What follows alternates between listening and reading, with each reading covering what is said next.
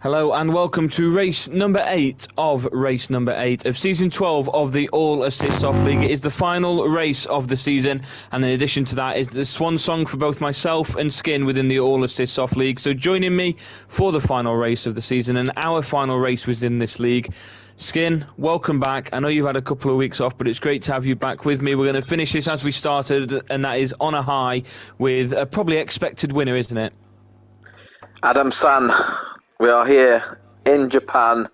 I was going to start with a Japanese accent and try and keep it up for the entire qualifying sprint race and full race, but probably wouldn't have gone down well. So I'm going to stick to calling you Adam-san for the entirety of this evening's proceedings, as we, as you say, conclude our stint as the commentators for the All Assist Off League. You're right, I did have to pull out due to other commitments in my life, but I have managed to put a bit of time aside to join you for a couple since then, and yeah, made sure that I was joining you for last time as we commentate on the final race of this season, the third season in which we've commentated for the All Assists Off League. And it's as Vinnie Jones once said in a WWF ring, it's going to be emotional.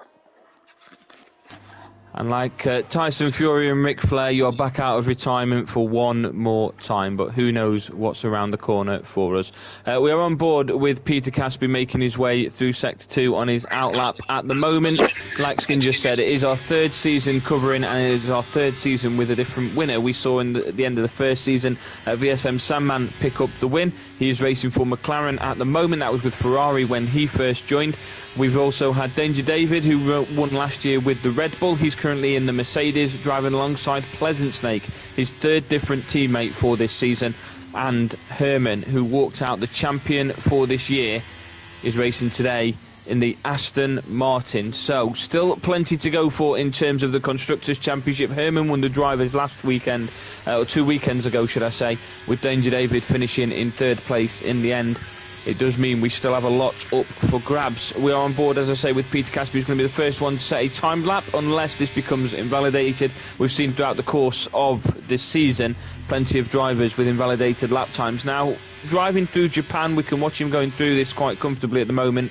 Skin, we've driven through this track quite a lot, and it's one of those tracks that, I know we say this on most of the ones that we watch on the All Assist Off League, that it's one that we tend to struggle with. But this certainly is one that neither of us can grasp the sort of corners for. We catch a chicane, we end up in the wall, especially on the bit that Peter Caspi is going through at the moment, just at the end of Sector 1, that quick right before that long straight, and then the long left-hander at the corner. It's one that we always struggle on, isn't it?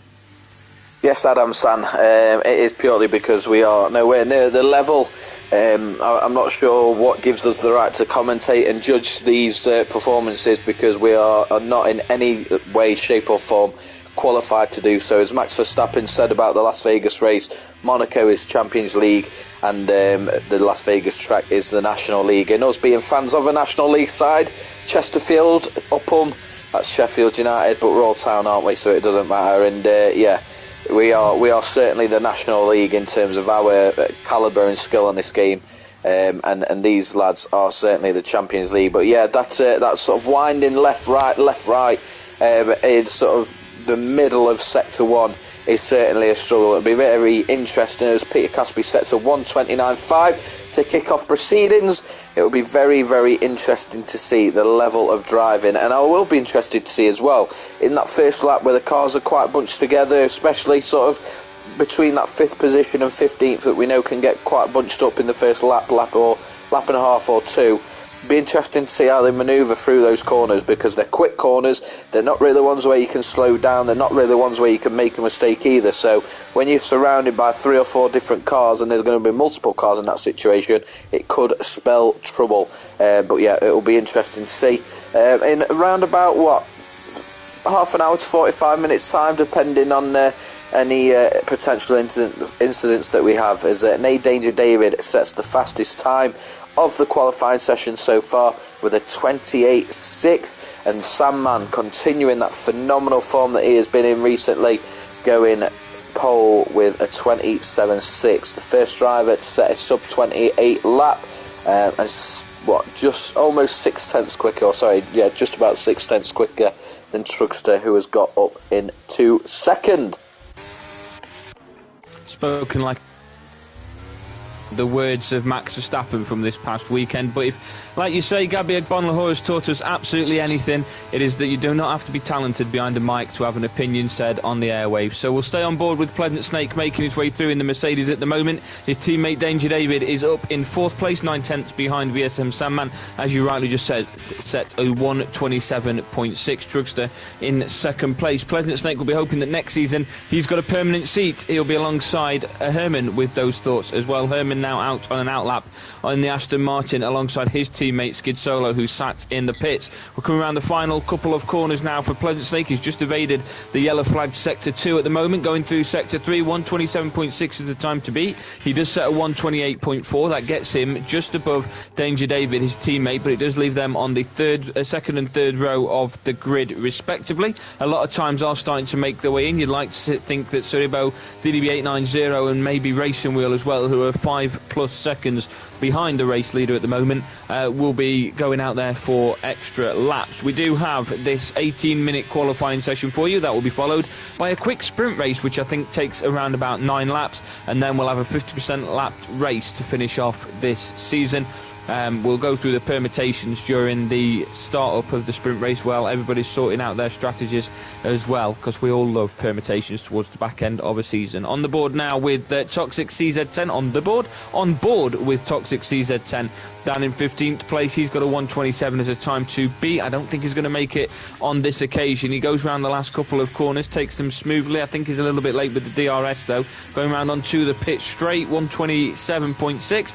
He's bailed and he's gone into the pits. I do not blame him for that. It looked like he weren't going to beat his time, so why waste the tyres? As somebody goes off track there very wide, is one of the Alpines, as we see Quan making his way through.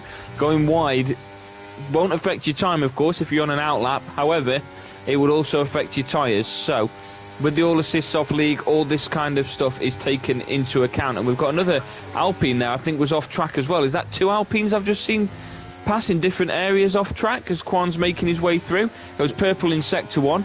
Quite convincing for him if he can keep this momentum up through sector 2 now onto a long left-handed corner. One of those that I always seem to catch the chicane and end up in the wall of. There's plenty of areas that are like that in Japan though.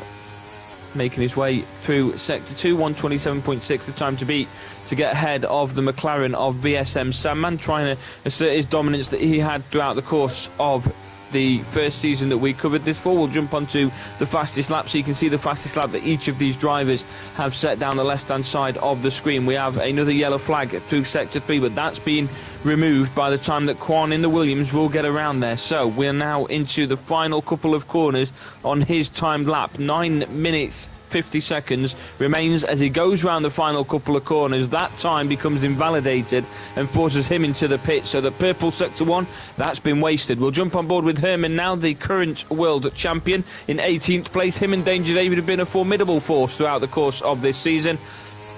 We'll see if he can beat the time of 1:27.6. He's just behind it on a 1:27.7. We've seen plenty of back and forth racing between Sandman and Herman a couple of weeks ago. We'll see if we can see a repeat of that later on this.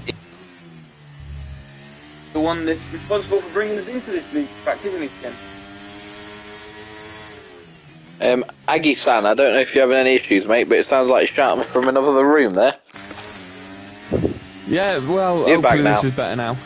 What did you do? Better. I don't know. How long was that going for? How long was I at the other side of the room for? It was literally just that last line there, so I didn't catch what you said. That's absolutely fine. My question was, Quincy, who's now in 20th place, is the one that's responsible for bringing us into this league. Yeah. What about him? Well, I was going through the standings and I was letting you take over as Quincy's doing his time lap, mate, but that's absolutely fine. Alright, well, my question for you is, what happened? What do you mean, what happened? Why did you sound like you're in another room? Oh, it's dodgy headphones, isn't it? Part of the reason why I've got to retire from this sort of stuff is technical stuff, and it's just typical as an old-fashioned bloke like myself. Does not like modern-day technology, and it's forcing me out of a career path, but what we're going to do. We're on board now with T-Brand going round onto the pit.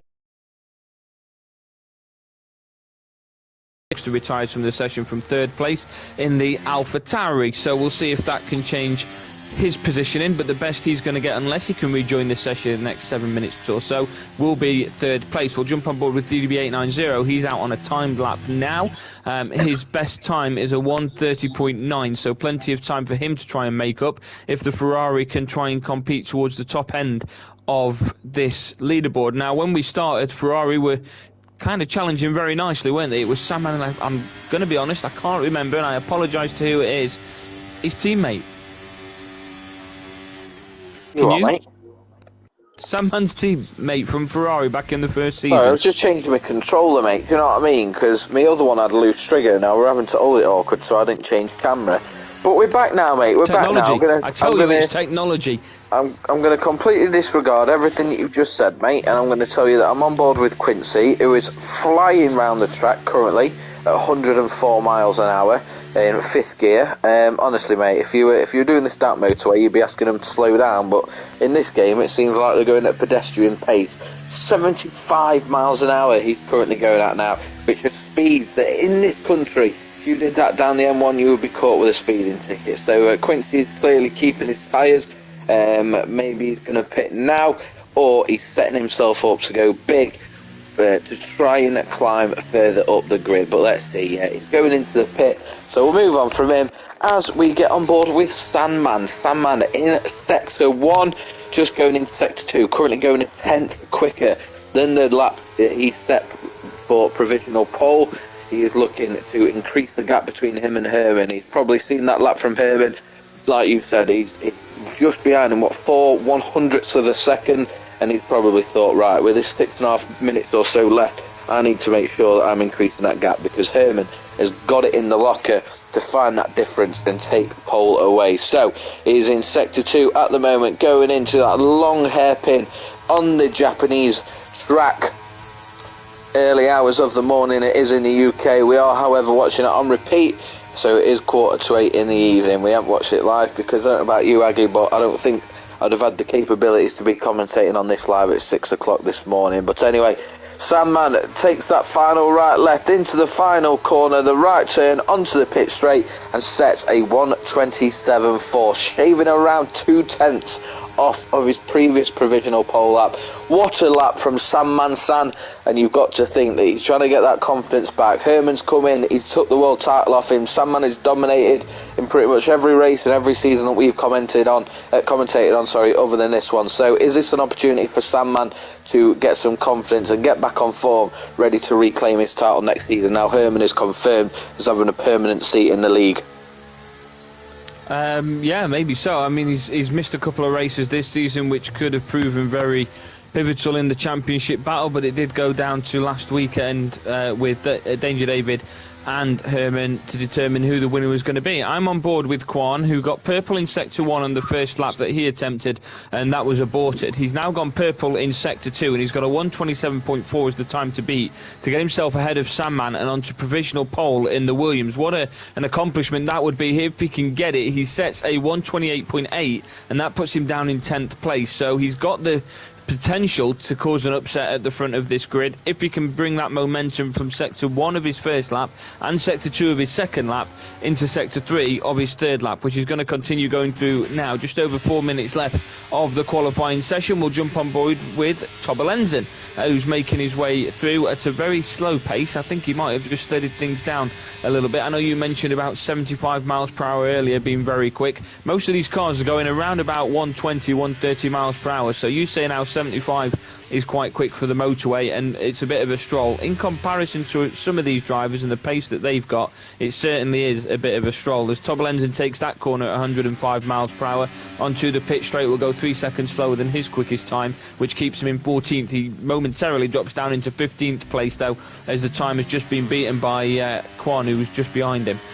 Jumping on board with Racing Wheel, who's out there at the moment. We'll keep an eye on things with Herman as he's making his way around on an out lap. So when he goes onto his time lap, we will jump on board with him, see the impact he can have on the front row of the grid, see if he can jump ahead of BSM Sandman for the sprint race start. We are on board, as I say, with Racing Wheel as he's on a timed lap at the moment. Absolutely flying around that first corner. Nearly goes off onto the grass onto the second corner, but there's some S's now for him to be able to keep his car sturdy and steady going round through Sector 1. His time to beat is 1:27.4 to beat Sandman. Realistically, I think Racing Wheel can compete up there. He has done on a couple of occasions, but I think in Japan a 1:28 is a more realistic target for him to be aiming for, especially considering his first lap hit a 1:30.9. So plenty of room for improvement.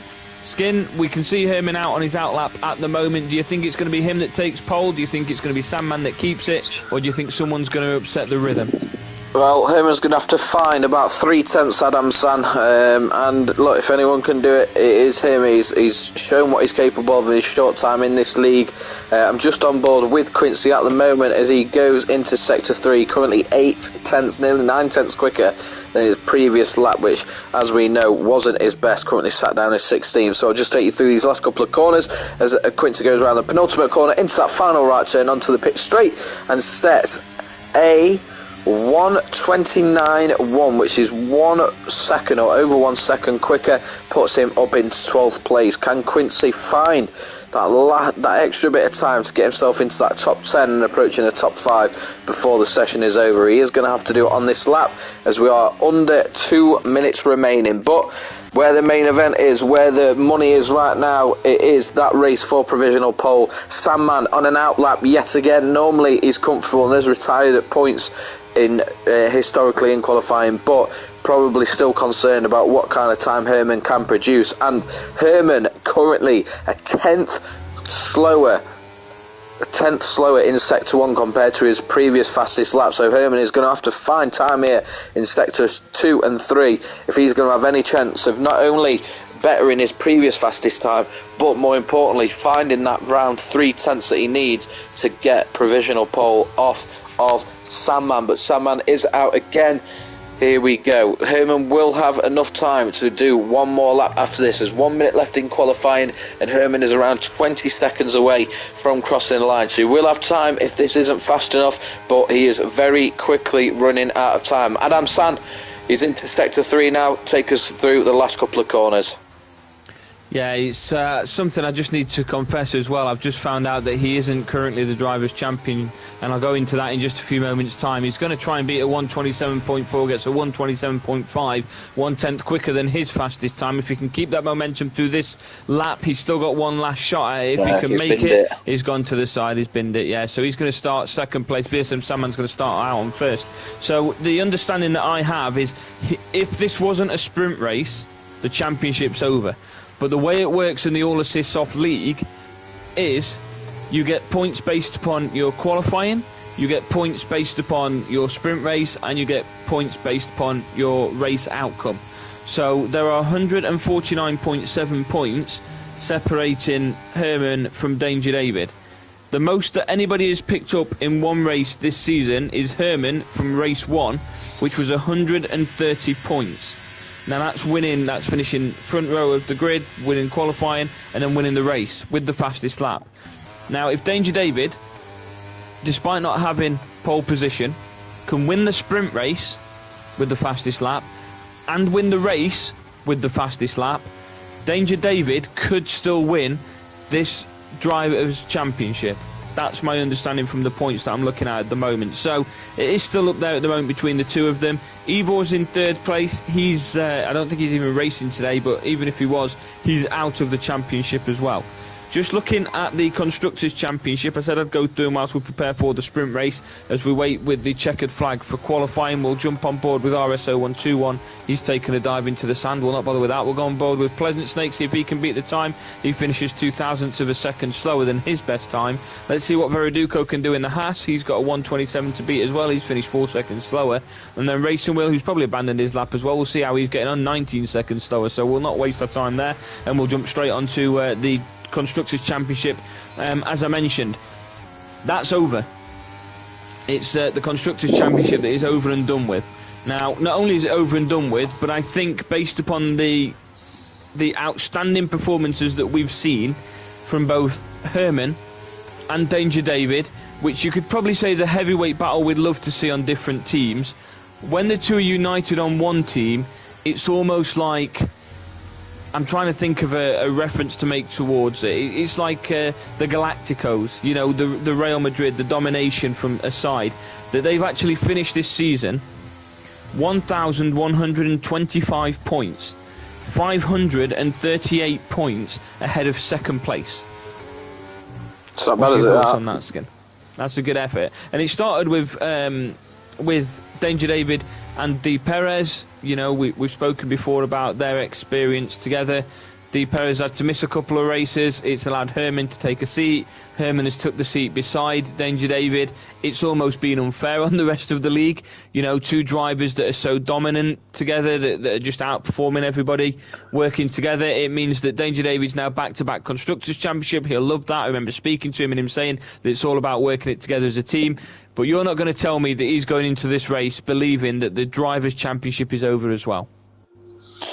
Well, as we've always said, mate, it ain't over until it's over. Any given Sunday, all the fucking classic cheesy sayings that you can use, until it is mathematically impossible, there is still a chance. And look, if there is any driver on this grid, any driver that's ever been a part of this league in the time that we've commentated on, if there's any driver that can pull themselves out from absolute adversity and still deliver a result, I'll stay up for the rest of time to argue with you that one person is named Danger David. We've seen him time and time again come back from adversity, come back from struggles, have to battle through obstacles and early setbacks.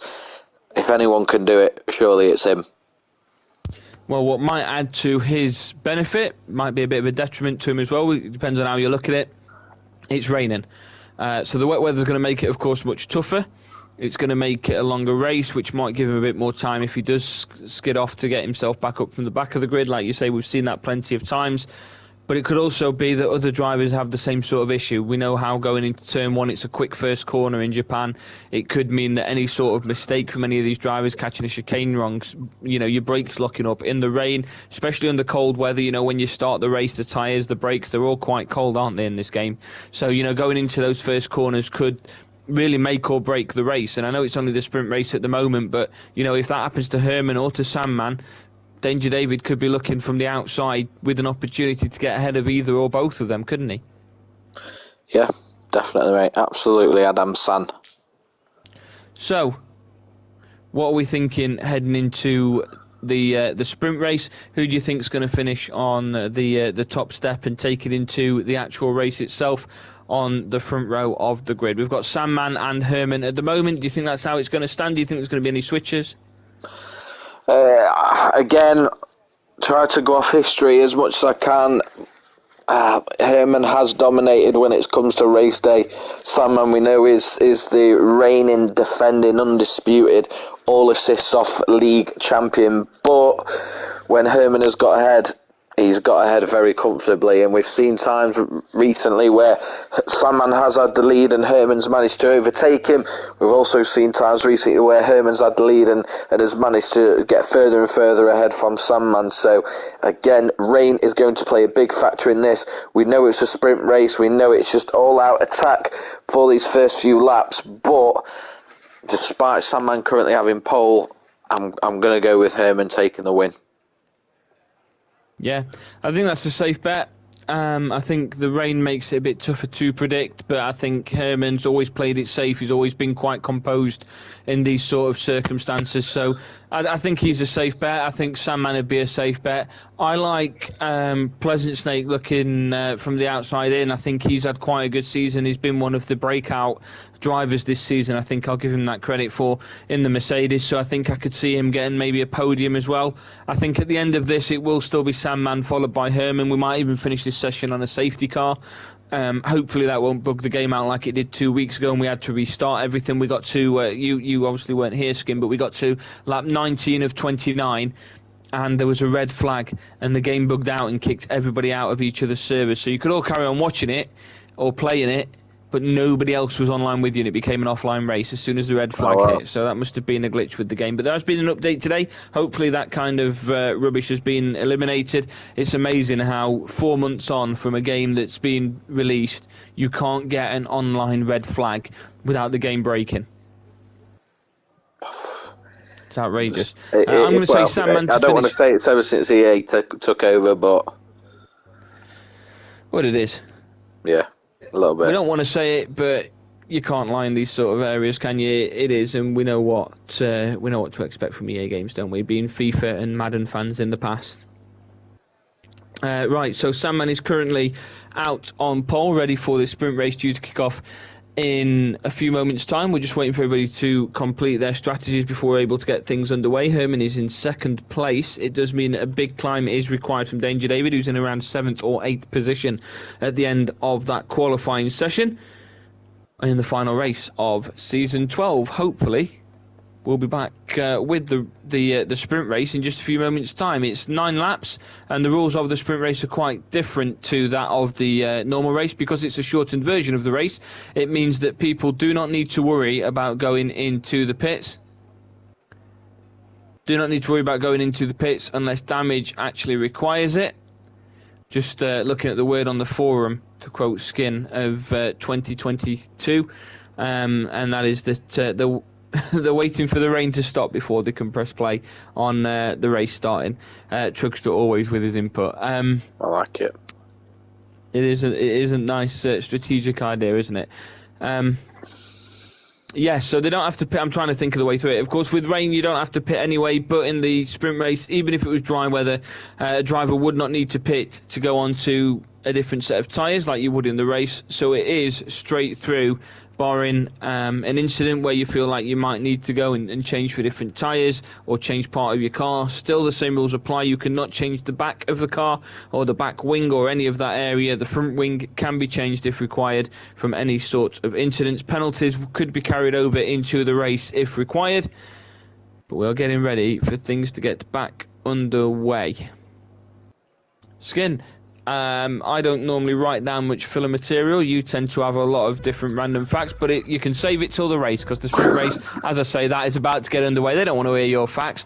It's lights out, and here we go. 9 laps of a sprint race are underway here in Japan. We're on board with Sandman, who is out in front going into the first corner, keeps the outside line as Trugster gets a nice little overtake over Herman. There's a bit of a battle going on there as Danger David has crashed out of the session. We've just spoken about what could actually have gone on with Danger David in this race. And in the sprint race, he's out, which means in the race itself, he'll be allowed back in, but he will start from the back of the grid as we have a yellow flag in Sector 1, which I think is going to require a safety car. It is. The safety car is now out.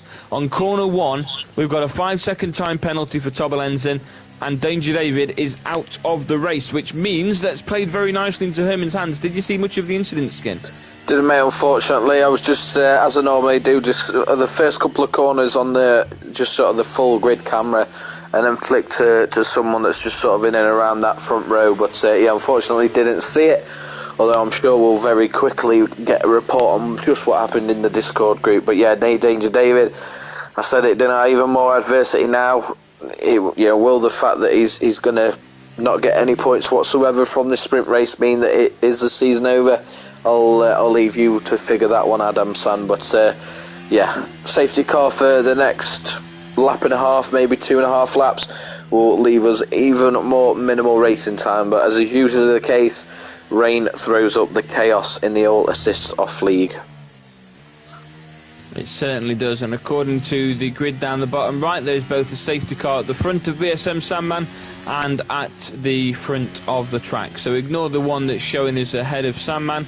That does not exist. Sandman is leading this, and the safety car that is at turn 1 is the one that he will be joining. Danger David has put in the Discord. Here's the quotes for you, Skin. I'll let you respond to these how you feel necessary. He's posted, guys, be gentle with my AI on turn 1, please. And just 30 seconds later, after the crash, he's put, what the actual fuck, man. So something has obviously happened there that he's not happy with. He is out of the race, and he is now in spectator mode with us, enjoying the trip the safety car is going to take around the track in Japan. So something's gone off. Do you think, I know we've had a podcast in the past about these kind of things, do you think it's a conspiracy? Oh, well, you say we had a podcast in the past, which we did, the Big Bang conspiracy theory, but it wasn't really us that were the believers in the conspiracy, were there? So maybe we have to bring in our old co-host Gary Marsden, big F1 fan, an even bigger conspiracy theory fan. Maybe he'd be the best person to judge whether or not there is a conspiracy here to stop Danger David challenging for the title. But yeah, unfortunately, mate, I'm not so sure on that one. Well, either way, it means it is all an uphill battle for him. We've seen in plenty of occasions, as we see a 5-second time penalty go in favour of DDB890. He's not able to take his time penalty, which is quite surprising because I believe there was a time penalty released earlier that's actually been served by Tobelensen during the safety car. I was under the impression that you couldn't serve a time penalty under the safety car. So we'll have to look into that because Tobelensen appears to have done so. And we'll see if DDB890 in the Ferrari will follow suit when he gets back round to the pit straight. If he can go in and do the exact same thing and come out and try and get through the remainder of this race. But it does mean Tobelensen's able to now catch up to the back of the grid. The safety car bringing down the speed of the cars behind him to around about 30, 40 miles per hour, or as Skin said, a very safe, or unsafe if you will, 70 miles per hour. No, we're on 150 miles per hour going down a straight behind the safety car. There's nothing safe about that in the rainy weather, is there at all? No wonder people are picking up time penalties. So yes, Danger David now has a big uphill battle. It's all about the strategy and the approach for him taking into this race, but it does still show VSM Sandman is out in front. And I know we spoke about Danger David having that crash, but it's worth noting just how much of a lead Sandman managed to gain, how confidently and how well he started the race, actually, ahead of Herman. Herman lost position to Truckster. It was a very slow start from him, so he's maybe been saved by this safety car, because at that point he had to battle to get back ahead of the AlphaTauri, and Sandman had gone. He'd got a bit of a distance ahead of him as well, hadn't he? Yeah, absolutely. And we were just saying before the race that it's not often that getting muddled up here. Yeah, it's been dominant in the past, and I'm sure, as you mentioned there, the only reason why he's not in title contention is because he's missed a couple of races. So it'd be very interesting with a full season. It'd be interesting to see where. So I'm just working my way down the grid. It'd be interesting to see what the championship looks like. You're probably bound out at the wrong time, to be honest. Assuming that we do get a full season of Sandman versus Herman versus Danger David. That's going to be a nice little. That's going to be a nice little trio battle, and we're leaving that in the very safe hands of Martin Brundle, who's going to be taking over from us, I hear, at the end of this season. So the greatness has paved the way for the next generation, haven't we? Yeah, absolutely, mate. We've given them a low bar to get over. Speak for yourself. I think we've done an exceptional job. Going round through Sector 2 at the moment, then still under the guidance of the safety car, and Bert Mylander making his way through in the Aston Martin, followed by an Aston Martin of Herman in third place, separated by the McLaren of VSM Sandman. We actually had a race about 3 weeks ago where no safety cars were out on track, and at one point 6 cars were all within, the first and sixth was within a second of each other for at least 4 corners. It was a nice little battle that could really have gone all which ways. So you missed an absolute blinding race there. DDB890 has pitted. He's come back out and he has served his 5-second time penalty. So just like VAR, no one knows what's going on. And we are still on board with Herman, ready for the race restarting. Maybe in just a few moments' time we'll see if the safety car opts to go in. He is going in now, which means Sandman will slow things down. He'll be the pace setter when we get things back underway, and we can see at the bottom left of the screen making their way around these corners as Sandman's trying to hold up Herman ever so slightly. Herman is ready for pushing straight away at the McLaren, and we are back underway going up into turn 1. VSM Sandman holds the lead. Truckster's gone out onto the right hand side to get a bit of a clear vision. Of course, the rain spurting up from the back of the wheels is going to make things very difficult for the vision of the drivers behind us. Herman holds on to second place with Sandman making his way round. 4/10 separates the two drivers at the moment, both getting a distance from Truckster in third place. A very different start to this part of the race as it was for Truckster when the race initially started just a few laps ago. But we stay on board with Herman going around the next couple of corners of Sector 1. He's trying to close that gap ever so slightly on VSM Sandman, but the rain is limiting just how much time he can actually close the gap by. Lap 4 of 9 is what we're on at the moment. Purple Sector 1 for Herman. I imagine it's going to be the same for Sandman as these drivers make their way through the first full lap. Touch wood, the first full lap. That's not going to be the case. We'll jump on board with you then, Skin. Nothing happened, mate. I just wanted to see what you'd say. Oh, what an absolute... Something happened! RS and Formula 1 Farah have collided and both gone on off track and are dropping down the grid. They have dropped right down to the bottom of the grid. I think a bit of rain there might have kicked one of them out into the other, but Aggie, Formula 1 Farah, and I can't even fucking remember who I said it was now, have dropped right down RS. to RS of 0121, who's somehow only in 13th. I went from just seeing how quickly he'd come to me to something actually happening there, but that's opened up. The third row of the grid is Herman is right behind Sandman. Just couldn't quite find that gap, trying to readjust. Herman taking the fastest lap of the race so far with a 40.5. He's now got 5 laps to try and get the lead, but very, very close between the two. It is, and I think with Danger David not finishing this race, that could be the championship battle over. But Herman just behind Sandman, and the fact that he took the fastest lap on that first lap back racing tells you how much he's actually closed the gap onto Sandman by 5 tenths. Currently separates the Aston Martin from the McLaren, but he is closing that gap further and further as the lap progresses. Just to mention that there is of course no DRS with the rain on at the moment. Hopefully that'll be a very different thing to what we get to see when we are back under race conditions in the full race, not the sprint race. 5 tenths still separates them, but in the case of 2 laps, or 1.5 laps should I say, as Pleasant Snake we could maybe see in the background there, just got ahead of Trugster on that corner, took that very nicely. I don't know if we got a full vision of it. I saw it in the background. I don't know if everyone else got a full vision of it, is what I'm saying. He took it round onto the inside of Trugster, very nicely done. Gets himself up into 3rd place for the Mercedes, with Danger David down in 20th, of course, under a DNF. 3 tenths now separates Herman from VSM Sandman. The two are very close, and as you can see from the water that we're getting in front of the camera, from the views that we're looking at, it's much tougher for Herman to be able to see what's going on with VSM Sandman just ahead of him. But in the case, and this is what I was saying to you, Skin, in the case of the lap and a half... there, sorry.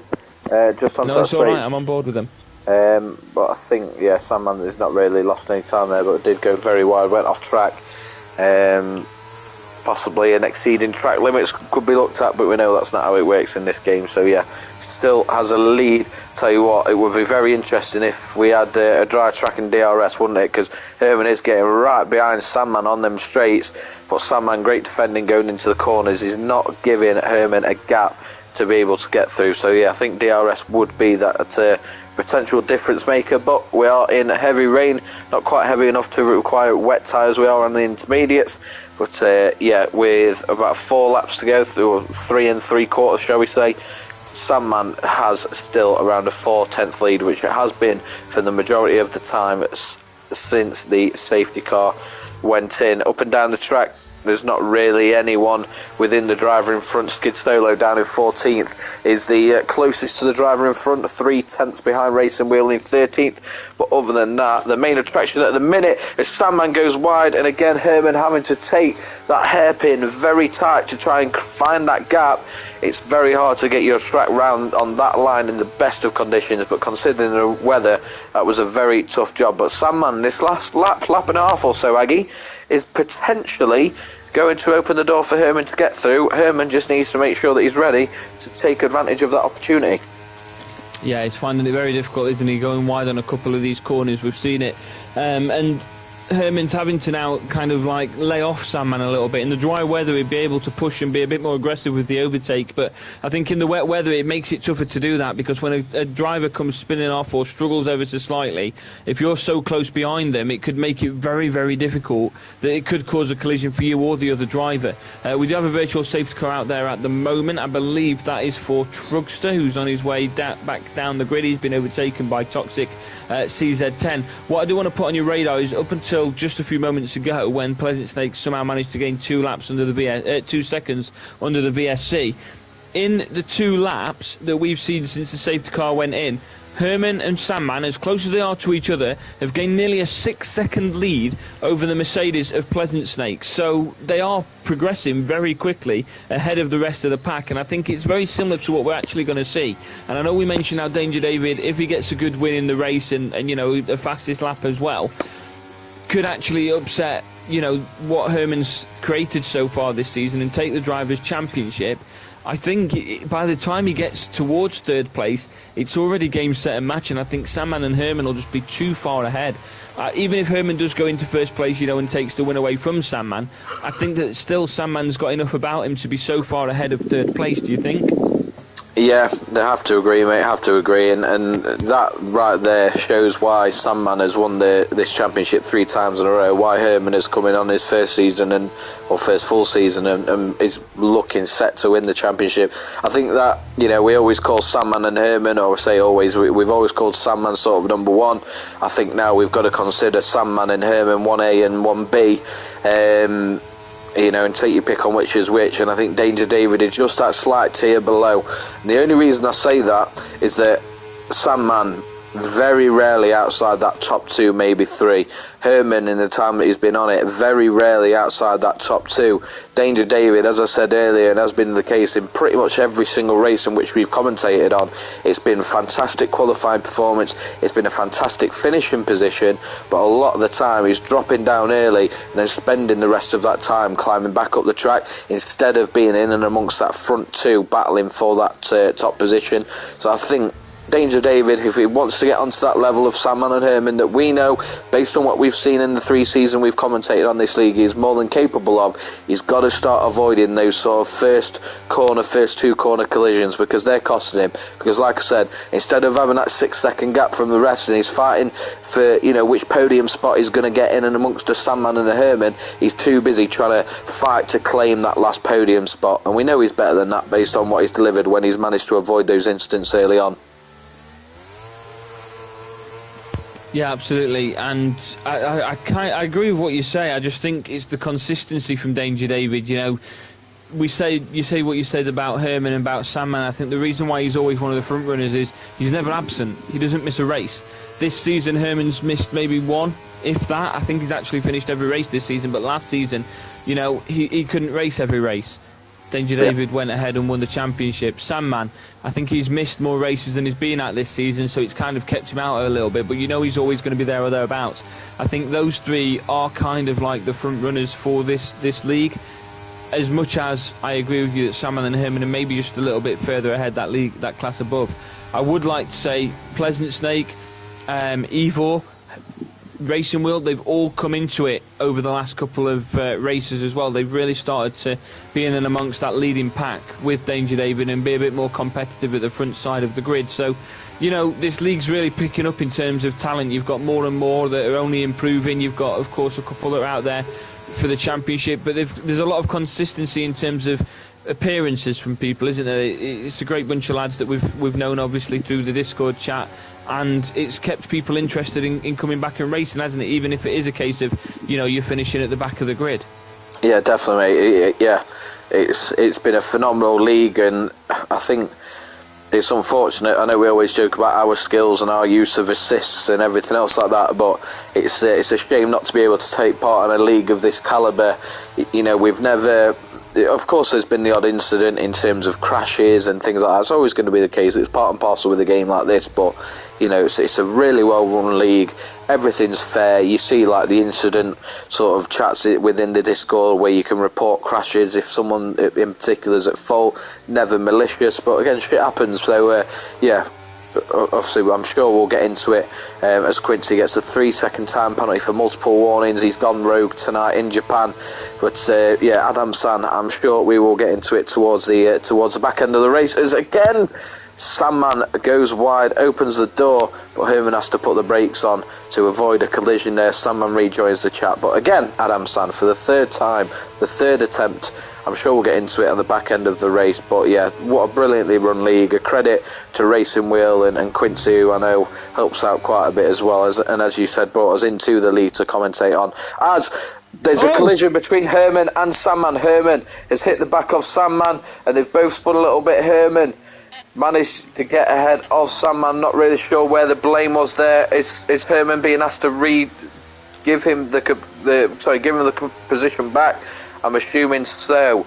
But it did seem there like Herman maybe struggling with the braking, going into that corner with the weather. Just caught the rear wing of Sandman and caused a spin, but no change to the position there as Herman gives the position back, whether that's through him realising that was his fault or being ordered to from the stewards. I'm sure we'll find out. But yeah, that's our last sprint race, Aggie. Sandman gets the win, Herman second, Pleasant Snake in third, T-Bram fourth, Frankie fifth, Truckster sixth, Toxic seventh, Tarkangino eighth, RS 0121 in ninth, and Quincy in 10th, completing that top 10. Veriduco, Sir Ibo and A Danger Day with the three drivers that don't finish that.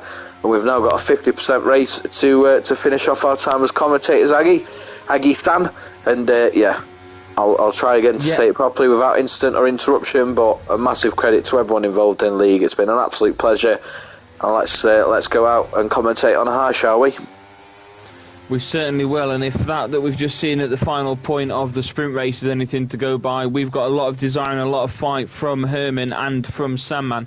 Just to mention, in the Discord, Herman has just put in that he apologised to Sandman for the incident that happened. He felt he caught the back of him and therefore it caused the two of them to spin.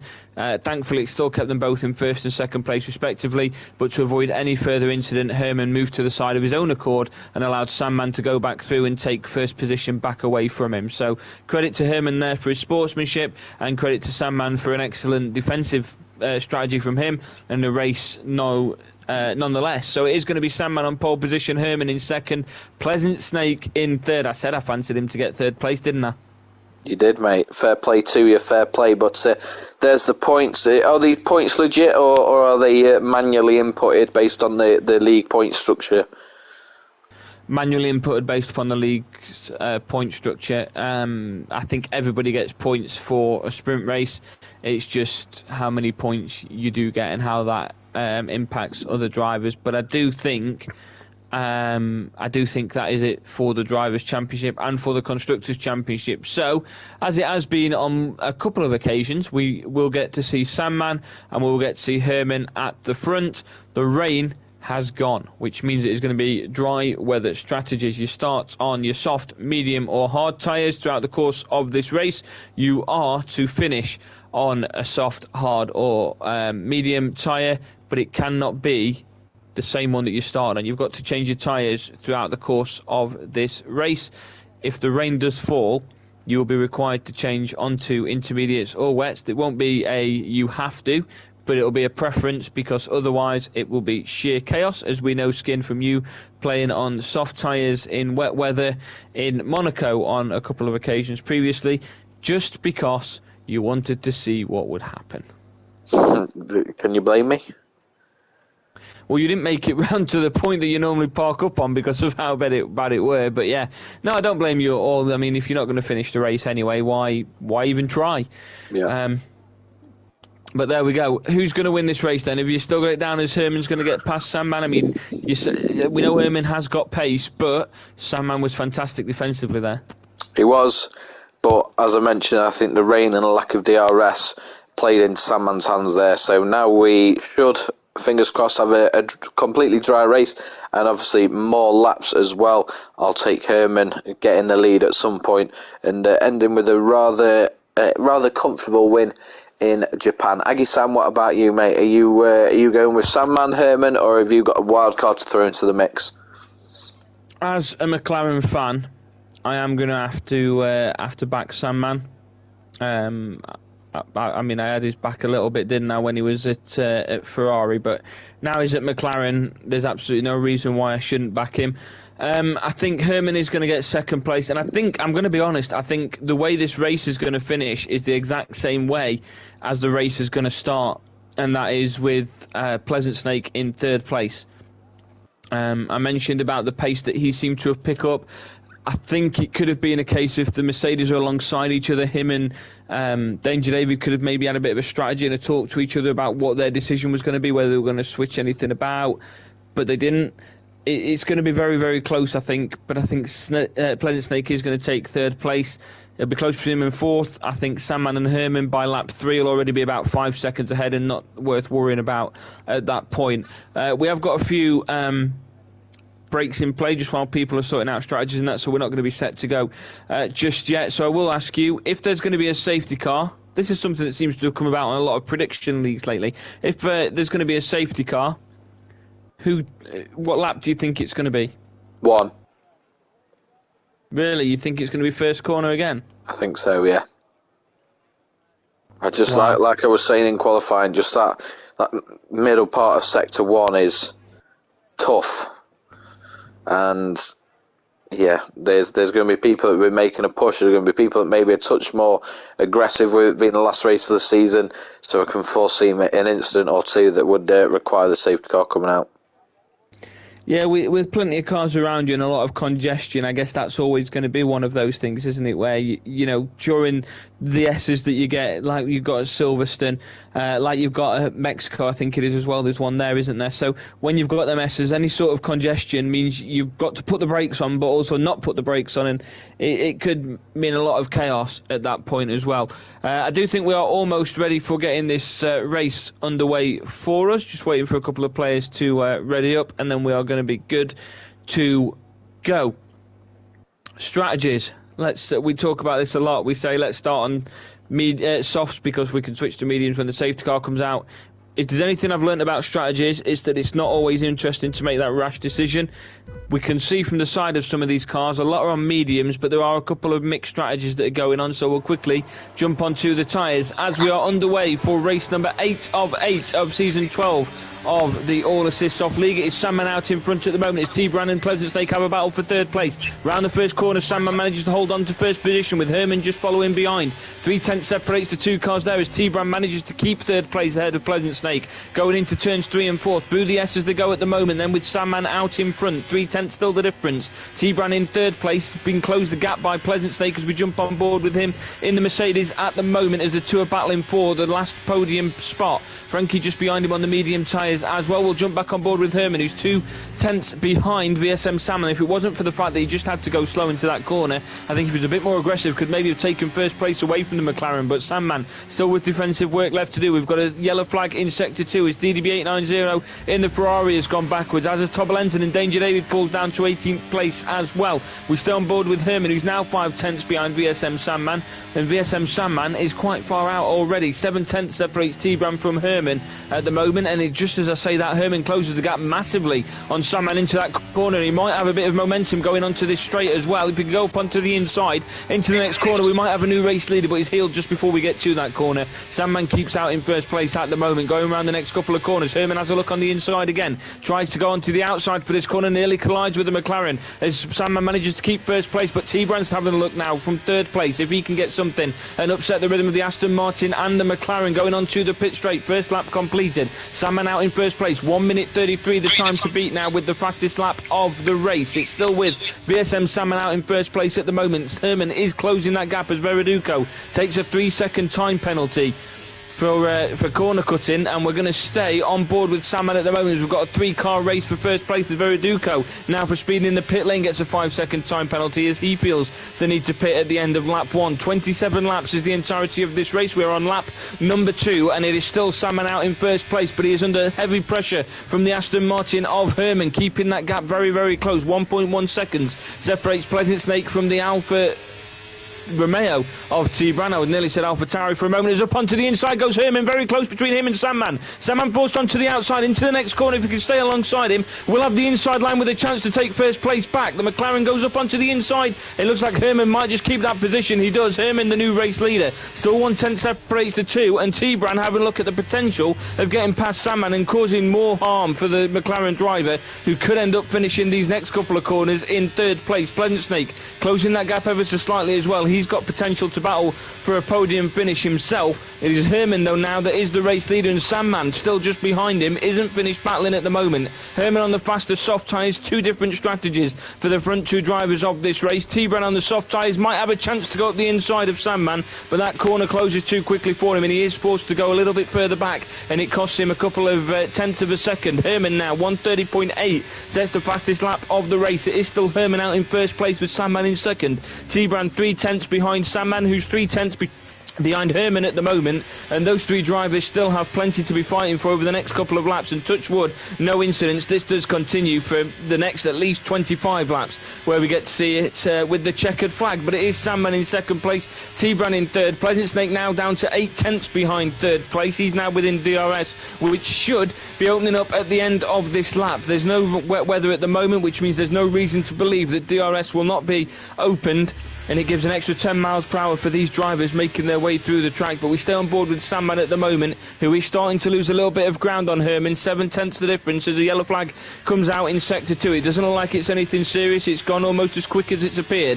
1.3 seconds now separates T-Brand from VSM Sandman, and the front two are now starting to get a bit of a lead of the other drivers as well. I think it allowed T-Brand to be a bit more competitive in that battle for first place, whilst VSM Sandman was holding up the pace of Herman in his defensive duties to try and stop Herman from taking first place away from him. 6 tenths still separates the two. Pleasant Snake now 3 tenths behind T-Bran. Maybe it is just the fact that T-Bran is going backwards, so we'll jump on board for the moment with Pleasant Snake, who opening up into the next lap will have DRS to assist him. I think it's around about halfway through the track that DRS actually becomes apparent and enabled, and the pit straight, which he is going to have it for now, opens up DRS, gives himself that extra 10 miles per hour on the pit straight. Pleasant Snake putting under pressure T-Bran. Is he going to have enough track? Goes up onto the inside and takes third place back also momentarily as T-Bran's forced onto the outside. Pleasant Snake continues through into third place, takes third place back, but at what cost? He's now 2 seconds behind VSM Sandman, who's in second place, and the fight is back on for Pleasant Snake to try and help his teammate of Danger David, who is down in 18th place at the moment. He's had to pit already. He's onto the soft tyres, so a big ask for him to get himself back up into the points, and even more so onto a podium place. 2.2 seconds now separates Pleasant Snake in third place from VSM Sandman in second, who is 6 tenths behind Herman. So let's jump on board with Sandman as this battle for first place does continue and has potential of heating up as we get through to the next DRS zone in just a couple of corners time. 4 laps in, it's Herman in first place, Sandman second, Pleasant Snake third, and we are as you started, Skin. We absolutely are, mate. Are you okay? Do you need a minute? Do you want me to go through some interesting facts to fill the time to allow you to rest your voice there? That was a little bit fucking crazy, wasn't it? But yeah, Herman is now taking the lead. It's up to Sandman to try and stick within DRS and give himself a chance at regaining that in the next lap or two, but we will see. It'll be interesting to see what the pit strategies are for both drivers, with them being on different tyres. Sandman on mediums, Herman on soft, so you would assume some different strategies throughout the next few races. Sandman has DRS and is going to make that attempt now, has regained second place. Herman has the inside line though and has managed to get it back, but oh, good racing, good driving. Herman regains it. Tell you what, it's going to be a battle for the ages if these can get a full season of these pairs going head to head, won't it? Certainly will, mate. Yeah, we say about how these two drivers are a little bit further ahead of the others in this league at the moment, and they're proving that at the minute. Still keeping that 2.2 seconds difference between them and Pleasant Snake, but nonetheless 4 tenths separates the two, and that is whilst Herman is on the softer, naturally quicker tyres. So it all depends on what strategy he's going for, and if the longevity that will be able to outweigh the speed that Herman's got the advantage in this opening section of the race. Although at the moment those soft tyres are supposed to be quicker, as it stands he doesn't seem to be having that pace that he maybe hoped for, and we could see his title winning season finish with him not on the top step of the podium, as VSM Sandman is 4 tenths behind. We're going around the last couple of corners onto the pit straight, and the only, as far as I'm aware, the only DRS zone that we have in Japan, if I'm not mistaken, and I think it is correct on the pit straight. Yeah, I thought so. So 5 tenths separates the two, and he's going to have DRS now going on to the pit straight. Last time he managed to go up onto the outside and gain the position back of Herman. Is that going to be the same situation now as Herman goes onto the outside this time to stop VSM Sandman from taking the outside line? Not enough track for Sandman to be able to gain that position, but he's still gained an advantage, 3 tenths to be precise. He's now closer to Herman, and with another opportunity to battle and take that position away from him. There's not too many battles going on elsewhere in the grid. Pleasant Snake is in third place, 9 tenths ahead of T-Bran, who's in fourth, 2.8 seconds however behind VSM Sandman in second. Skid Solo moves up into 11th place, getting the overtake on Peter Caspi in the Ferrari. who's fallen down to 12th place as a result. DDB890, his teammate, down in 17th place. And since VSM Saman was the driver for Ferrari, they've not quite seen that same sort of glory. It's like the Ferraris that we remember from the days of Alonso and Massa. There's not really been that same sort of success story for them either, as we stay on board with VSM Saman in 2nd place at the moment. Half a second separates him from the Aston Martin of Herman, making his way around in medium tyres. I'm hoping this isn't a bluff, but Skin, I'm coming across to you now. I think I'm glitching, mate, because Sandman was flying off at track, and then I went, oh, and then he were back on track again, so I think I just glitched there, mate. But I'm streaming, so it's there for all to see. Lap 6, go back and watch it, mate. Sandman was verging towards a wall and being out of the race, and then all of a sudden was absolutely fine. So maybe some slight connection issues on my side, causing drama that had never even existed and wasn't there. So yeah, ignore me on that one. That is a genuine mistake. Well, something we've never done before on our coverage of the All Assist Soft League, so why not start now? And we've not actually done it during the time that England are playing a European qualifiers game, and England are currently trailing by a 0-0 away from home against Macedonia. So, yeah, it was a Rico Lewis gave away a penalty. Shouldn't have been a penalty. Pickford saved the pen, and the rebound unfortunately fell right to the penalty taker, who hit it into an empty net. But yeah, very good penalty save from Pickford. Unfortunately, it just went back into play. So yeah, unfortunate, but they're already qualified. Who cares, really? Yeah, and I'm not going to fall into the same trap. So regardless of what you say, I will not be posting messages every single day, as the optimistic fan that I can be sometimes, saying that it's coming home, because I am not in that sort of trap anymore. 4/10 separates VSM Sandman on the track in Japan, behind Herman, who is out in 1st place at the moment. But that gap to 3rd place is now up to a total of 4 seconds. So it's all about the strategy, and when you start to consider going in for those pit stops, as VSM Saman's on the medium tyres, Herman is on the soft. Would you say, how long do you think it's going to be before Herman has to consider bringing in those soft tyres and maybe going for the mediums or the hards? 7 laps in at the moment. I think another 2 or 3 laps, that tends to be sort of where or whereabouts to go, but it'd be interesting to see what kind of approach Herman wants to take. I suppose the very fortunate position he's in is that he doesn't have to be taking risks to try and win the championship. We know he's got a comfortable lead. Danger David down in 17th, was struggling to climb up the grid, 12 seconds behind 16th. So really, we've got to say that the championship is over at this point. Of course, anything can happen over the next 20 or so laps, but Herman doesn't have to take any risks. I'm sure he'll be mindful of the fact that if he does pit relatively soon, he's then going to be potentially stuck in traffic, which does he want? Again, I don't think he'll be too bothered, but yeah. Oh, it seems every time I go on Sandman, it glitches and he's flying off track and then he's fine. Thought we nearly had another one there. But yeah, in terms of pitting, I'd say another 2 laps or so. Get onto the medium, see out the race on that. But again, I'm sure I'll have half an eye on the rest of the track pitting. So as to try and avoid getting stuck in the middle of the grid and allowing Sandman to increase the lead and have a very good pit strategy and come out ahead, because you've got to assume that Sandman will pit later in the race than Herman will. Yeah, unless there's damage, it's certainly the way you'd go with those medium tyres. But then how much of a gap would Pleasant Snake close? You think if Herman does pit, he could come out behind Pleasant Snake, and at that point, because you've got to pit sooner, he's stuck behind somebody on medium tyres that doesn't have that pace. Does that then give an advantage to Sandman, if he can't get past Pleasant Snake and the defending's there? There's plenty of things to take into account from this, and if there's only one thing I can do about this game, if it's not commentate, it's certainly master the strategies, as we know, Skin, from the times that we've... I thought you were going for a rhyme there, mate, and my brain went somewhere else then very quickly. Right, okay. I thought you were chucking out a rhyme, mate. You said you might not be able to commentate, but you can certainly master, and my brain went ding, ding, ding. Right. So I'll leave you with that one. Of course it did. Of course it did. Nearly outside of DRS zone now, actually, is VSM Sandman. So those soft tyres starting to come into their own for Herman. He's starting to gain a bit more of a lead on Sandman, but still a fair bit of this track to go before we get to the DRS detection zone, just a couple of corners away from the pit straight. 9/10, and now there's the second, the full second that separates the two drivers. Could make this an uphill battle for VSM Sandman to keep within the distance of DRS. He keeps on flirting underneath the 1 second mark, but at the moment it is 1.051 that separates the two, which means the closest we've got to anybody overtaking is down in 9th place with Tarquingino, so that's who I'm going to jump on board with at the moment.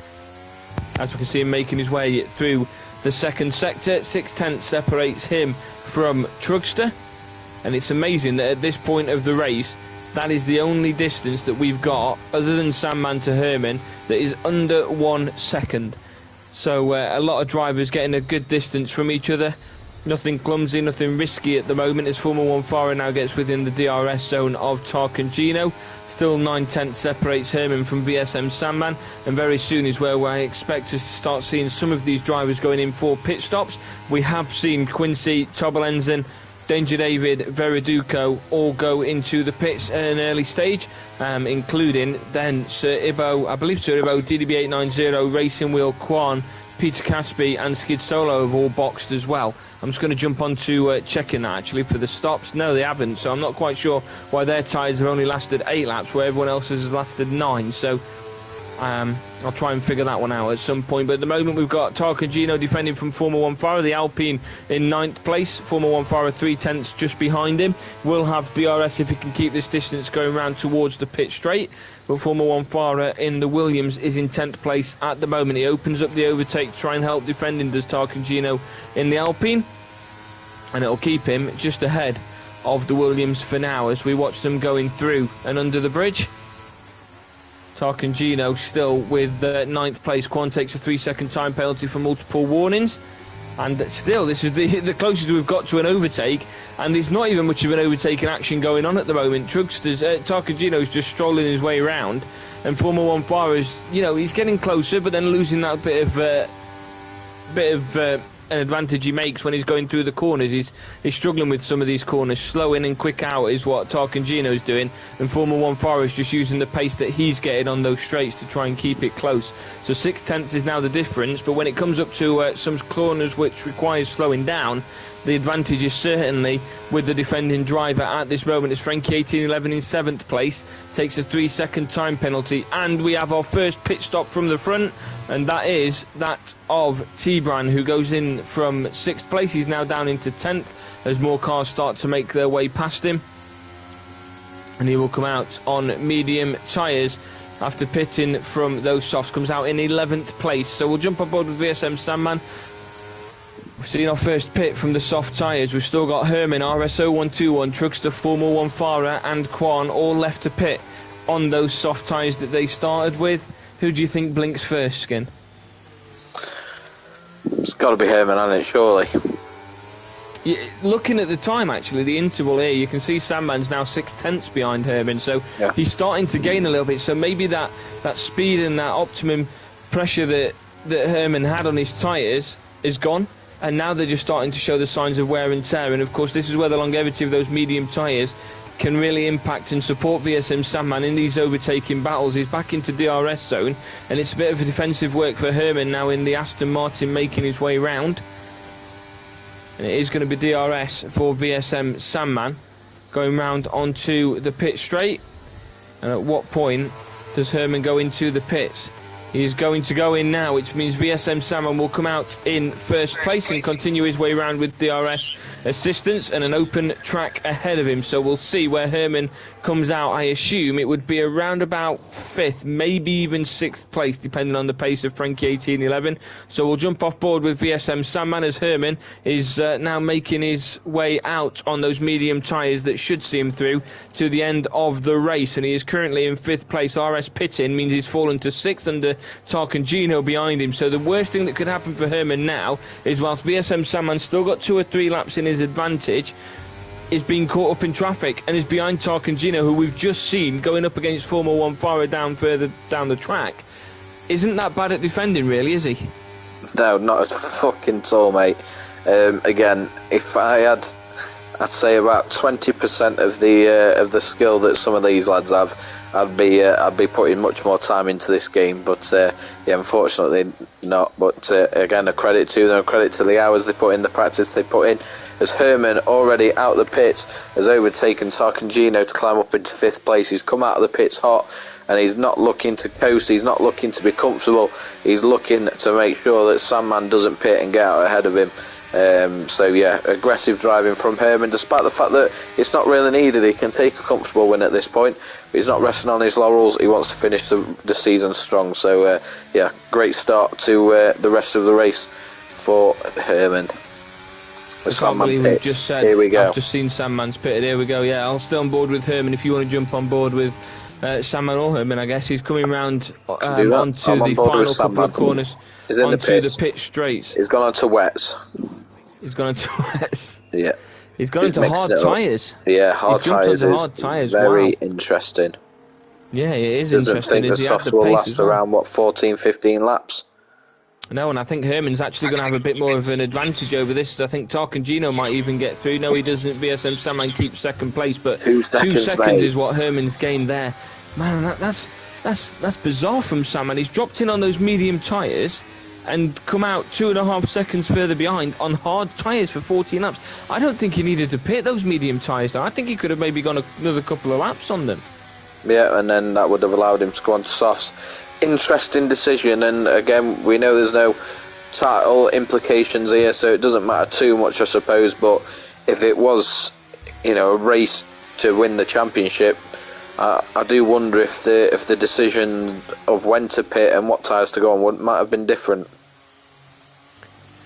Yeah, it's an interesting one, isn't it? Because there's plenty of different strategies you can approach in dry weather, and I think we're just on board with RS0121, who goes past Skid Solo. He's got a bit of defending there to do, but I think he's going to have the position. He's going to get the position ahead of Skid Solo, who falls into 6th place. Those fresher medium tyres working to the advantage of the Red Bull of RS0121, who makes his way up into 5th place. Yeah, the strategy has kind of blown my mind a little bit. He's gone now to 3.5 seconds behind him. Tarkangino is still quite close, but of course still has to pit. I think that's the race over, isn't it? Barring an incident now that might bring the two back together, the decision to go onto the hard tyres, we've seen Sandman in the past make a couple of decisions that could be considered relatively questionable regarding strategy changes, and I think this might just have to go down as another one, isn't it?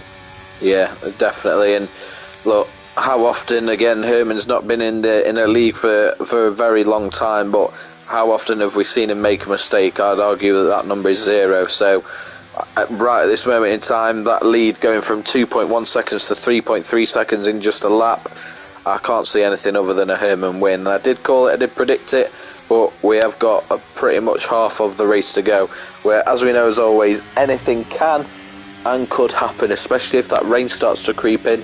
We know how often we've thought it's been comfortable and just a case of seeing the race through, and then all of a sudden the rain starts to fall and chaos ensues, and that could happen again, yet again today, couldn't it, Aggie-san? It could, and I'm on board with RS0121, who's just behind Pleasant Snake at the moment. He hasn't finished his overtaking battles. He's got Pleasant Snake just in front of him. He's got Tarkangino in 3rd place, who still needs to pit. This could actually be a tactical masterclass from RS0121 and the Red Bull if he's to get himself into a top 3 position here, because he's battled his way up this field. He's just got past T-Bran. He's making his way through on these new medium tyres. I think I've got to put the advantage to him to get in 3rd place here. He's closed this gap on Pleasant Snake phenomenally well, who's out on new hard tyres as well. He's within DRS heading onto the pit straight. I think he's very close and could even maybe get the advantage over Tarkangino in 3rd place, who I think might have to pit momentarily. He hasn't done just yet, but there's also DRS there for Pleasant Snake. Opened up also for RS0121. We see Pleasant Snake getting past Tarkangino. RS0121's going to go up onto the inside, not going to have enough track to do so. He's going to have to sit in 5th place, but he's going to need to get past Tarkangino quickly, as Pleasant Snake has plenty of open track ahead of him. Goes on to the outside this time, gets past the Alpine of Tarkangino, who continues round on those 14-lap-old medium tyres. RS now out on the new medium tyres, 3 laps old. I think that should see him through until the end of the race. I don't think he's going to need to pit again onto hard tyres. So unless Sandman may have felt that the soft tyres, or the medium tyres, weren't going to last much longer, if that was the case, Herman may have pitted too soon to go onto those medium tyres, and they might not last until the end of the race. So it could still work out in Sandman's favour, I guess. But RS0121 following Pleasant Snake past Tarkangino in the battle for third place. There's now 9/10 separating the two drivers, and that is the closest on-field battle we've got, other than Racing Wheel down in 16th place, which is no longer even a battle anymore. So we'll stay on board with RS0121. 8/10 separates them from Pleasant Snake and the Mercedes in third place. As it stands at the moment, that gap again still closing. 7/10 now the difference, down to 6/10, and he is constantly getting closer, and he's just gone purple in sector 2 as well. In the last lap he went purple in sector 3. He's going to have DRS on Pleasant Snake. He's a man on a mission at the moment in this Red Bull to take a podium position away from the Mercedes. He's opened up DRS onto the pit straight. He goes. That gap is getting shorter and shorter, but I don't think 8/10 is going to be enough for him to be able to get past him on this occasion. He keeps 4th place at the moment. Pleasant Snake continues in 3rd. And amidst all that, he didn't get the fastest lap either. He just missed out on that despite a purple sector 2. So the momentum's following him around as we jump on board now with Formula 1 Farah down in 9th place in the Williams. He's getting closer to Frankie 1811 in the battle for 8th place. And I think that is the closest that we've got going on at the moment, Skin. Yeah, the track does seem to have spread out a little bit now, and this is where usually we start to comment as T-Brand moves up into 5th place, overtaking Tarkangino. Yeah, this is usually where we start to get a little bit comfortable, assume that no other positions will change, and then all of a sudden there's a thunderstorm, and like I said, all pit stops and pit strategies start to happen and change and all this kind of stuff. So I'm going to get comfortable, and I'm going to assume absolutely nothing's going to happen over the next 11 or so laps, and that usually means that we're about to see some chaos. But I'll let you try and theorise or predict what that chaos might be exactly. It's difficult to predict in the unpredictable all-assist soft league just what chaos will ensue. We've got 11 laps left to go of this 27-lap race. We'll jump back on board with RS0121, who's 8/10 behind Pleasant Snake in the Mercedes at the moment. Making his way onto the pit straight. We'll have DRS again. He'll open this up, but he'll be closer than he were the last time, and that might actually help him a little bit further across the line now. In 4th place, trying to get into the podium position. He's not going to have enough again, and he's going to have to sit back in 4th place for a little bit longer once again. Making his way through into sector 1 and the S's. I think it's only a matter of time before those medium tyres reach optimum speed and he manages to get past Pleasant Snake, but he also has to be careful of the wear and tear of them. Those hard tyres will last till the end of the race, barring an incident for Pleasant Snake and for VSM Sandman.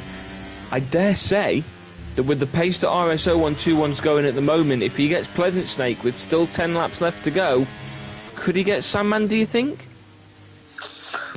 No, I don't. Sandman's not that kind of driver where usually drivers manage to close the gap, and no, I don't think so personally. I think it's exactly what happens with Sandman, isn't it? he was leader of this race. Herman closed the gap and got past him. We've seen in the past that drivers can close gaps on Sandman, and sometimes the strategies aren't always on point with him, and maybe that's his downfall. Danger David has made his way up from 20th place, of course, after crashing out in the sprint race, up into 14th place. So where do you think it's kind of gone wrong for him? He's not managing. In fact, I'll ask you that question in a second, where you think it's gone wrong for Danger David, as we'll stay on board with RS0121, who again has managed to gain time on what he had at this point in the last lap, and he's opened up DRS again on Pleasant Snake, biding his time, goes up onto the inside line and drags onto the outside, ready to take the corner, and again can't quite get past Pleasant Snake, but he's still within a couple of laps of overtaking distance. So I'll ask you now where you feel it might have gone wrong for Danger David, who's down in 14th place. I'm not really sure. I'll be honest, not spent too much time on board with him this evening, just because he's not really been in and amongst it. Started from the back, as we know.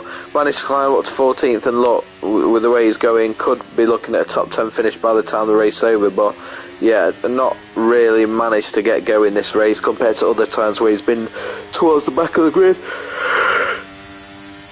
Excuse me, and just as I say that, he sets the fastest lap, so just a little reminder there of what he is capable of. He's on soft tyres, he's setting fastest lap, so who knows, maybe he could make a push to get into a top 5 in these final 10 or so laps, but we will soon see. He's 14th at the minute.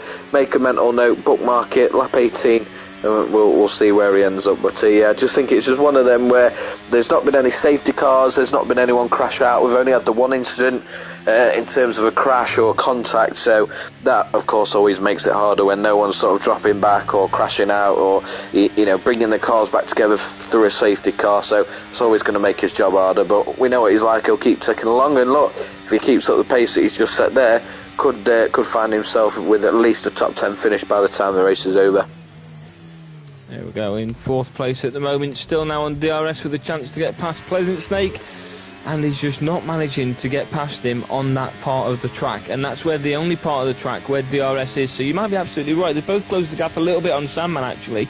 It's now just 7 seconds that separates the two, so if they continue at this pace they could both actually, within reason, catch up with VSM Sandman, and there's reason to believe that, with Sandman just out in the oblivion really at the moment, isn't it? Just taking it steady, you don't need to push too much because you're not going to catch Herman, but then you don't really think about the pace that you're going, do you? And sometimes you lose a bit of time on that. So, there's a worry from both sides, but 2/10 separates at the moment as RS0121 looks onto the outside, might switch onto the inside line, stays onto the outside for this corner though, isn't going to get past Pleasant Snake on this corner either, and now has less than half a second as the difference going round through the long right-handed corner, before a quick left that goes back on yourself and takes you all the way through to the final couple of corners of this lap. This, for me, could easily be the RS zone. Around about here, if you start it there, get the RS open, it's only a little bit of a left-handed corner, you could be absolutely fine to fly down this bit, and then stop DRS just at the end of this corner before you take that left. Although in saying that, you can fly around this corner anyway, can't you, even with DRS, and I think maybe the pace would push you off, so stop it just before that corner comes in. Could easily be a second DRS zone in Japan. Not the case, but still RS0121 will have DRS going on to the pit straight up against Pleasant Snake at the moment. That distance to VSM Sandman is now 6.5 seconds. They've gained half a second in the last lap. Now, that's not necessarily saying that Pleasant Snake and RS0121 are going quicker. That might even signal that Sandman's going slower, so I'm going to momentarily just jump on board with him, see if he seems to be slowing down ever so slightly, see if there's anything wrong with the car that might indicate why he's now fallen an extra 2 seconds behind Herman. I don't know if it's for our last race, he's decided to give us a present of some entertainment for a change from what's going on, as T-Brand now retires from the session. And here we go, the safety car is out, so with 7 laps left to go, T-Brand retiring might just have thrown a spanner in the works for some of these drivers. Is there a quick shot strategy change that you're going for here, Skin? I don't know. The obvious one, I suppose, is if I'm Sandman, I'm getting onto softs. But by then dropping down the grid, I'm not really sure what that does in terms of how much work you've then got to do. So it's a risk, but I think it's one I suppose he's got to take. Yeah, we'll stay on board with him at the moment as we come round onto that area of the pit straight where Serbo takes a 3-second time penalty for multiple warnings. Quincy and DDB890 and Danger David have all boxed for soft tyres, so we'll see if anybody else follows that motion. On board with VSM Sandman at the moment, we've got Herman just in front of him. As it looks at the moment, Herman is, I don't think he's going into the pits. He has, and VSM Sandman's followed suit as well. Ooh, and a couple of lockups going into the pits there as well, almost caused an incident in the pit entry. So everybody going in, I'm assuming for those soft tyres, we might actually get a little bit more racing between Sandman and Herman. This competition for top step of the podium is not over yet. Still fancy Herman to walk out winner? Yeah, I've got to, mate. He's been exceptional. Pitted on softs, a lot of others have as well. So yeah, nobody's going to have a tyre advantage over him now. But how can I go against him at this point? It's going to be tough, because I don't think he's going to have that same advantage based upon what looks to be going on. I know he's normally the one that gets to stand behind the safety car and he's the pace setter to get things back underway, but this game seems to have a very Jekyll and Hyde moment where sometimes the cars that haven't yet, they don't unlap themselves, they will stand behind the safety car, won't they? And that could prove a bit of an issue. So we'll see just what the safety car decides to do. I think it's letting some of those cars by. It is, which means Herman is now the closest, and he will be the pace setter when things get back underway for us. So Herman and VSM Sandman is the only change of the top 3 that we've seen. What do you think that does to the momentum that RS0121 had, and the advantage of those medium tyres up against the harder tyres of Pleasant Snake? I think there's still the advantage there because RS0121 has been driving fantastic. So I think now the gap has closed, and even more so, that second spot to Sandman, who, as you said, had been going a bit slow, which, you know, he's now changed on to soft, so that might help. I think it still plays into RS's hands, considering how well he's been driving so far today. Yeah, he's built his way up from the back quite well, hasn't he, into this race, and got himself amongst some of the front runners. Do you think there's going to be an upset in the top two? Do you think there's potential here that, you know, we saw just before that safety car came out that Sandman had lost a bit of pace on Herman, and Pleasant Snake and RS0121 had kind of gained that advantage. Now, I know we said that maybe there wasn't enough laps left for them to be able to gain the time on Sandman. Do you think that now that could be a completely different thing? Do you think that because the safety car's out, they've got that time on him, but there's still a chance that they could maybe get a bit more of an advantage on him? Yeah, I suppose. It just depends on how long we get, really, doesn't it? Well, I've just noticed, looking at the track at the moment, unless the game's glitching for me, we do have Sandman in second, and just behind him, Tobalenzen, who is in 19th place. However, he's not been allowed to overtake and unlap himself, which means the difference between second and third is a car. So, with it being a McLaren, could there maybe be a bit of an assistance there to help defend against those cars behind? I mean, it's easier to mask that in and amongst plenty of cars restarting a race, isn't it? Yeah, definitely, mate, definitely.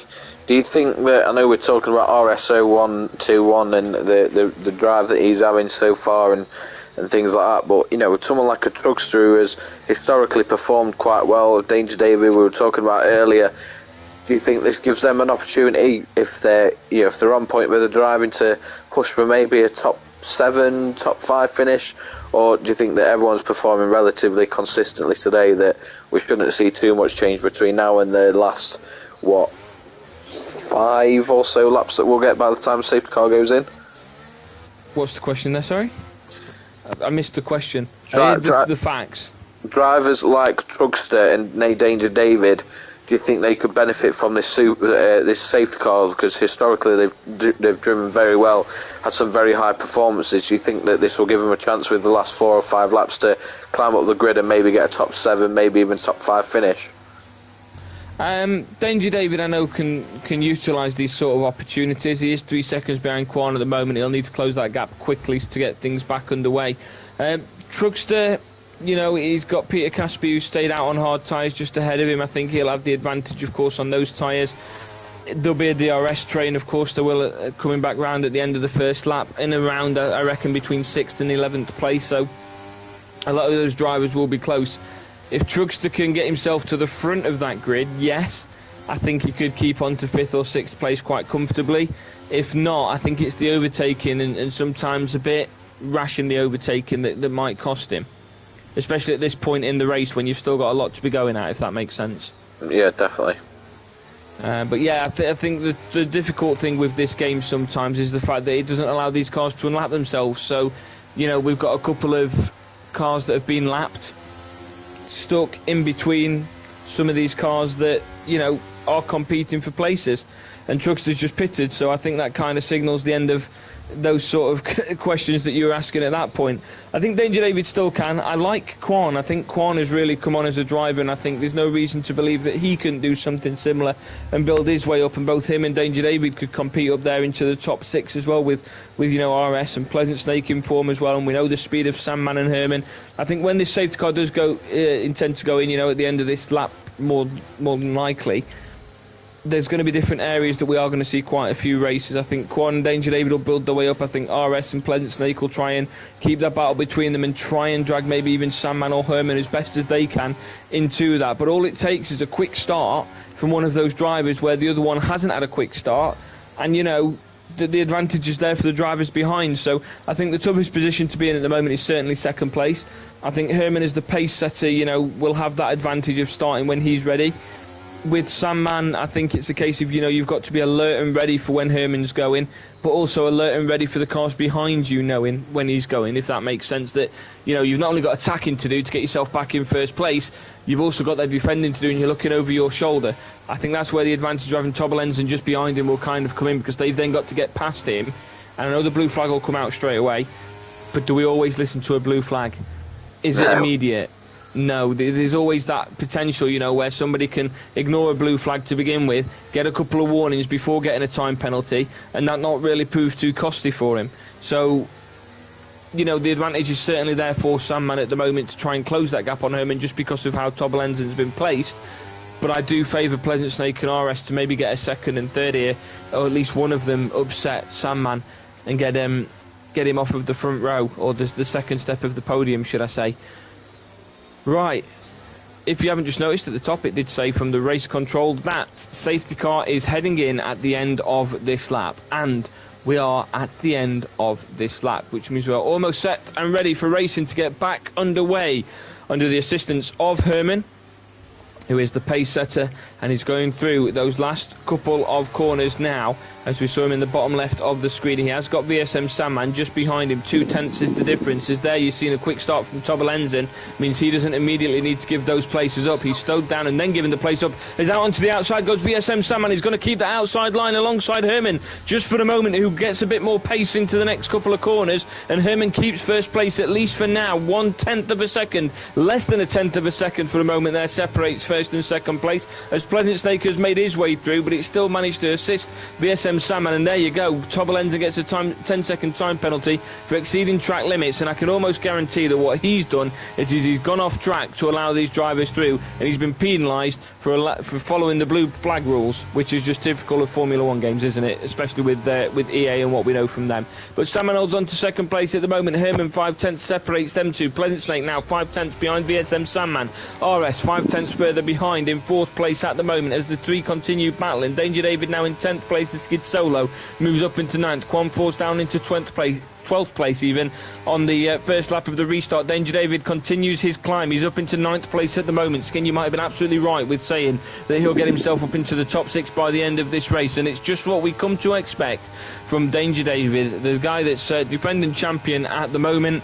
Apologies if you saw at the top that the PlayStation was set to turn off in 10 minutes. That's due to my inactivity of watching the safety car make its way around the track. We're going round to the pit straight for the first time since the restart. At the end of this lap, we are likely to see DRS being re-enabled as Herman takes a 1:29.1, the fastest lap of the race. 7/10 now separates Sandman from Herman. 3/10 separates Pleasant Snake from Sandman. That gap is getting even closer as we stay on board with Sandman just because of the competition at either side. RS0121 is still looking in with an opportunity to try and take third place away from Pleasant Snake, maybe even second place away from Sandman, depending on how the overtake from the Mercedes on the McLaren seems to go. But they're continuing through into Sector 2 at the moment.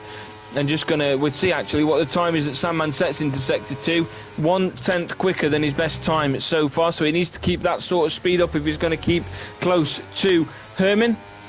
8/10 now separates him from the current race leader. Pleasant Snake in third place, 4/10 separates him. RS0121 now closes that gap as well. A second separates RS from Frankie, as that gap actually gets a little bit closer going around those next couple of corners. Sandman with more defending than attacking to his disposal at the moment. He's got to try and hold off Pleasant Snake while still trying to keep that gap on Herman. This is what I mentioned. It depends when the Mercedes and the Red Bull manage to get past Tobalenzen and then push that pressure on VSM Sandman, the three-time world champion. He won the championship on the second race that we started covering here in the All Assist Soft League. On the final race that we're covering, it is Herman that has taken that gauntlet to the top step of the podium. As it stands, 8/10 separates him from VSM Sandman, who's now nearly a second and outside of DRS. He's not going to get it going on to the pit straight, as DRS has now been enabled for the last couple of laps of this race. Pleasant Snake's just behind him as well, as RS0121 has a look onto the inside of a potential overtake to get himself onto the podium. There's still 2 laps left, which means that lunge could come in the next couple of laps as well and could throw everything into a wry. Well, unlikely to see a yellow flag, unlikely to see a safety car, should I say, at the end of this race. But 8/10 still separates Sandman from Herman. 6/10 separates Pleasant Snake. And then just behind him, as you watch going through, RS0121, the gap is still getting very close between these. And when it comes round to the pit straight, you've got to think that the DRS train that's going to be on is really not going to help Herman, as he's got 3 drivers behind him, all within DRS of each other, and the advantage has got to be with RS0121 in the Red Bull making his way through behind the drivers of Pleasant Snake, Sandman, and of course the momentum that he will carry through, putting the pressure on Herman. Yellow flag in Sector 2, the penultimate lap of the final race of season number 12 as Quan exits this race. He's got a DNF, he's going to finish in 19th place, so it'll go down as a 19th place finish for him. No safety car, no yellow flag to worry about as Quan has been taken out of the race. Tobelenden should be able to get past him to finish in 18th place despite being 2 minutes behind him as it stands at the moment. But we'll cross that bridge when it gets to it. It's not going to do too much for the McLaren despite his teammate being out in 2nd place. But here we go, the DRS train is ready. Sandman will get DRS, as will Pleasant Snake, as will RS0121. Frankie 1811, 2.5 seconds behind. But here goes Pleasant Snake, having a look on the outside of BSM. Sandman goes up into 2nd place. Sandman falls down into 3rd, and his defending isn't done yet, as RS0121 has a look and watches what's happening, with a chance for him to get past Sandman, as well as Sandman takes the defensive duties, goes wide as well, and there goes RS0121 making his way through. I was lost for words as I was trying to describe just what's gone off there, as Herman stays out in 1st and Sandman falls down into 4th place. You mentioned that not many people can close that gap on him. Not only have they closed the gap due to the safety car, they've now managed to get past him as well. Sandman now down in 4th place, and this could be a case of what you thought was next season going to be Sandman versus Herman versus Danger David could actually be a free-for-all and a Royal Rumble amongst a lot of these cars. We are on the final lap of the final race of this season. Herman is now over a second ahead of Pleasant Snake. We've still got a battle going on between RS and Sandman. In fact, we'll jump on board with RS, who I think has still got a bit of a chance on Pleasant Snake, but this looks like it could be how it's going to finish. So Skin, I'm running out of voice. I'll let you finish this for the final time for us. Okay, as we approach the last couple of corners, I want to say thank you to everybody, all your kind words, all the great racing. It's been a pleasure.